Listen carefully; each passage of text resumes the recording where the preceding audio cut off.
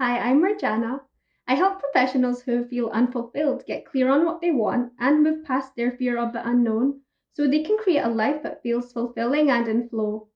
Today, I'm going to talk about approaching something when you feel energized and at ease rather than pushing through something when you feel like you're running on empty, and how to start thinking about how you approach that at the moment and what might work better for you.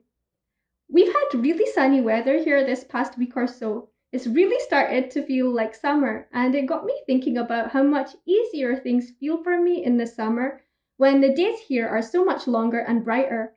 It made me think about well being and what energizes and recharges us generally, and how different things feel when you feel fully resourced and energized versus when you don't feel that way. Can you think of the difference for you? We all have different things that charge up our batteries and makes us feel more relaxed and at ease. Some really simple examples for me are walking outside, meditating, crocheting, and cooking. The thing is, when I don't make the time to do the things that recharge me, everything feels harder. In general, when we have a lot to do, we might feel that we need to push through and keep going, or we might not even realize that we're struggling.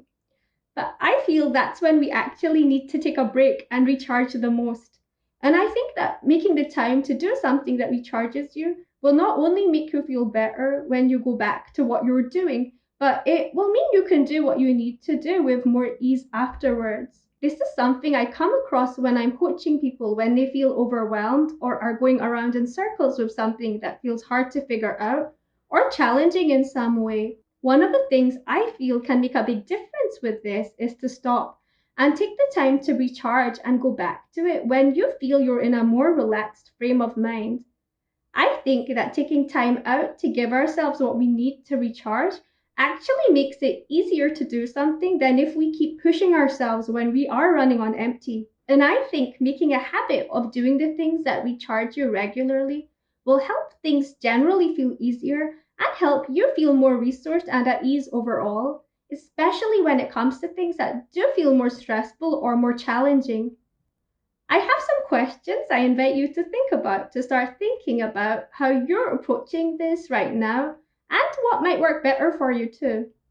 First, what energizes and recharges you?